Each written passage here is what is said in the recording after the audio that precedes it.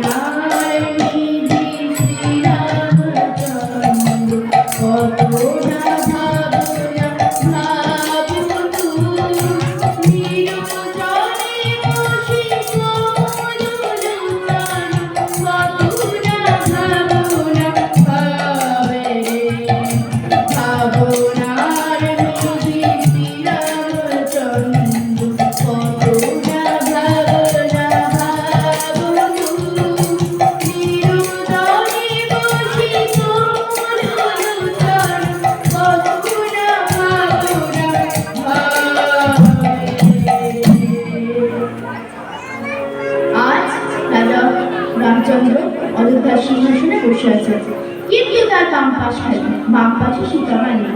তিনি খুব চিন্তিত। অযোধ্যায় আজ দুর্ভিক্ষ। অযোধ্যায় কেউ খেতে পাচ্ছে না, কেউ অন্ন পাচ্ছে না, বৃষ্টি হচ্ছে না। তাই রামচন্দ্র খুব চিন্তিত। রামচন্দ্র তাই আজ গুরুদেব বশিষ্ঠকে আনয়ন করলেন। গুরুদেব বশিষ্ঠকে রামচন্দ্র বলছে, গুরুদেব, আমি রাজ্যে এত দুর্ভিক্ষ, এত অন্নাভাব দেখতে পাচ্ছি না গুরুদেব, আপনি একটা উপায় বলুন। গুরুদেব, আপনি একটা উপায় বলুন। তখন বশিষ্ঠদেব বলছে, আচ্ছা রামচন্দ্র, তুমি তো এই অযোধ্যার পালক অর্থাৎ পিতা, তুমি পালক অর্থাৎ পিতা আছো, কিন্তু এই রাজ্যের মাতা অর্থাৎ সীতা মানে, তাই যে রাজ্যে এত দুর্ভিক্ষ। তুমি যদি রাজ্যে শান্তি ফিরিয়ে আনতে চাও তাহলে সেই সীতাকে আনয়ন করবে। তখন রামচন্দ্র বলছে, না গুরুদেব, আমি সীতাকে কি করে আনয়ন করবো? যে সীতাকে একটা বনবাসে দিয়েছি তাকে কি করে আনয়ন করবো? তখন তাহলে রামচন্দ্র, তুমি স্বর্ণ সীতা করো, নির্মাণ 80 মণ সোনা দিয়ে একটা স্বর্ণ সীতা নির্মাণ করো, আর সেটা তোমার বাম পাশে বসাও। রামচন্দ্র বলছে, স্বর্ণ সীতা? আচ্ছা ঠিক আছে। তখন বিশ্বকর্মাকে দিয়ে রামচন্দ্র একটা স্বর্ণসীতা নির্মাণ করালেন, আর সেই স্বর্ণসীতাটাকে রামচন্দ্রের বাম পাশে বসালেন। কিন্তু তবুও রাজ্যে শান্তি ফিরে আসছে না। আসবে কি করে? সেটি স্বর্ণসীতা, সেটা আসল সীতা নয়। রামচন্দ্র আবার গুরুদেবকে বলছে, গুরুদেব, আমার রাজ্যে তো শান্তি ফিরে আসছে না। আপনি যে বললেন স্বর্ণসীতা নির্মাণ করলে শান্তি ফিরে আসবে, আমি তো করলাম, কিন্তু তবুও তো স্বর্ণসীতা নির্মাণ করলাম, তবুও তো রাজ্যে শান্তি ফিরে আসছে না গুরুদেব। রামচন্দ্র, স্বর্ণসীতায় হবে, আসল সীতা চায়। গুরুদেব, আপনি আবার একই কথা বলছেন, আমি তো সে সীতারে ফিরিয়ে আনতে পারবো না। তাহলে রামচন্দ্র, তুমি করো অশ্বমেধ যজ্ঞ। অশ্বমেধ যজ্ঞ? ঠিক আছে গুরুদেব, কিন্তু এই অশ্বমেধ যজ্ঞে কি কি লাগে? অশ্বমেধ যজ্ঞে যা যা উপকরণ লাগে সবই লাগবে।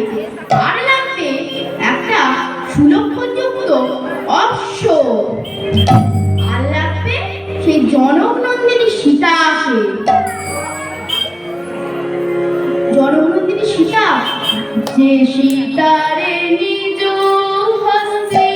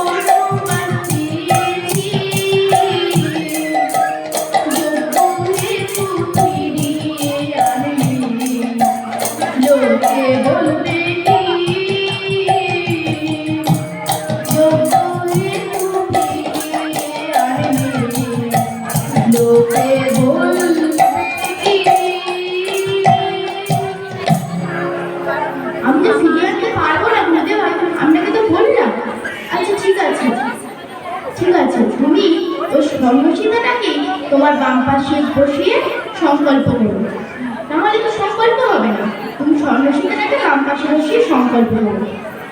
ঠিক আছে গুরুদেব, ঠিক আছে। এবার যজ্ঞের সব আয়োজন শুরু হয়েছে, পৃথিবীর সবাই নিমন্ত্রিত। এখন গুরুদেব বশিষ্ঠ বলছে, আচ্ছা রামচন্দ্র, তুমি পৃথিবীর সবাইকে নিমন্ত্রণ করেছো, বলি তোমার শ্বশুর জনককে তো নিমন্ত্রণ করো না? তখন রামচন্দ্র বলছে, আমার বাবে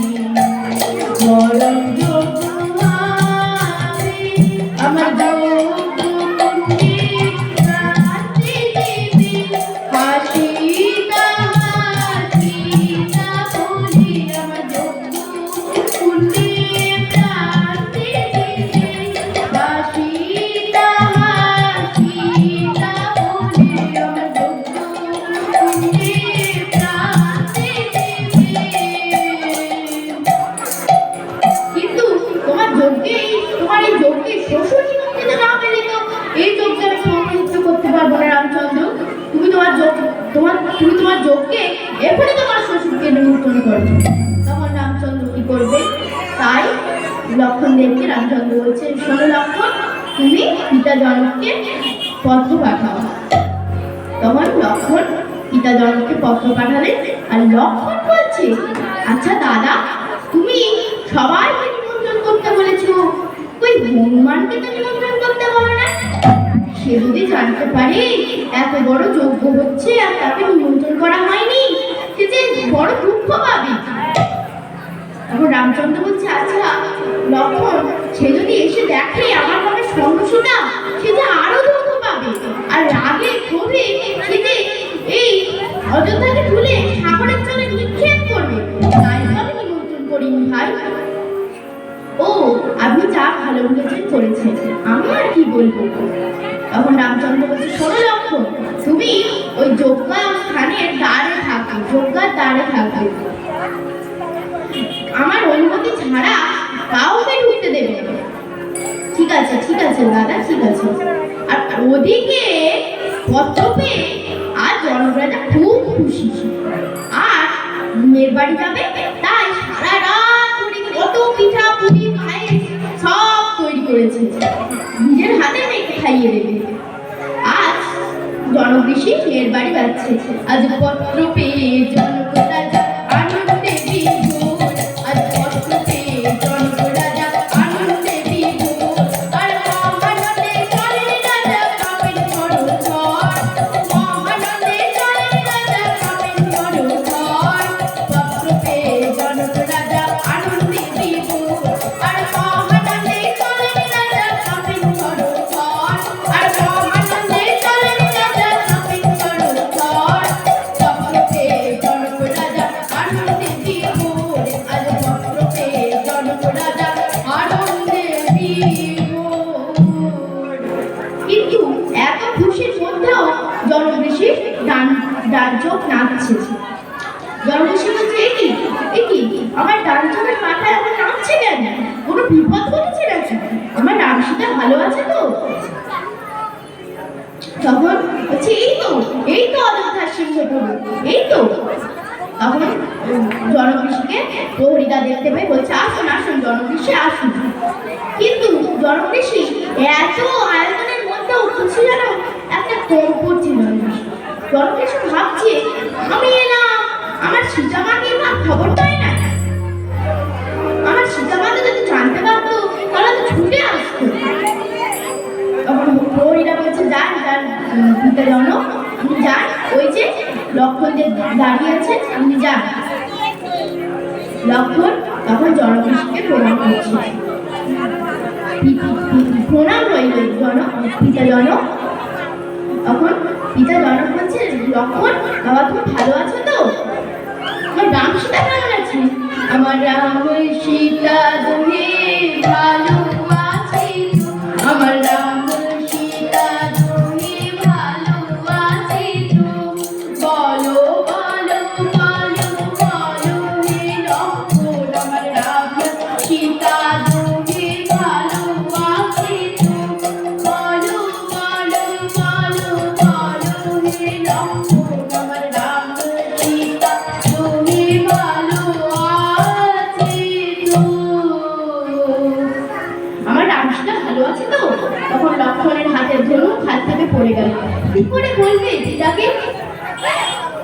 তাই লক্ষণকে দেখে জনকেশী বলছে, এ কি লক্ষণ, আমার হাতে ধরে পড়ে গেল কেন, মাথা নিচু কেন, বলো আমার রাম সীতা কেমন আছে বলো। তখন লক্ষণ কোনো সাড়া দিচ্ছে না। তখন জনকেশী বলছে, দেখি সরো তো লক্ষণ, আমি গিয়ে দেখি তুমি এবার চুপ করে আছো কেন, আমার রাম সীতা কেমন আছে একবার দেখে আসি।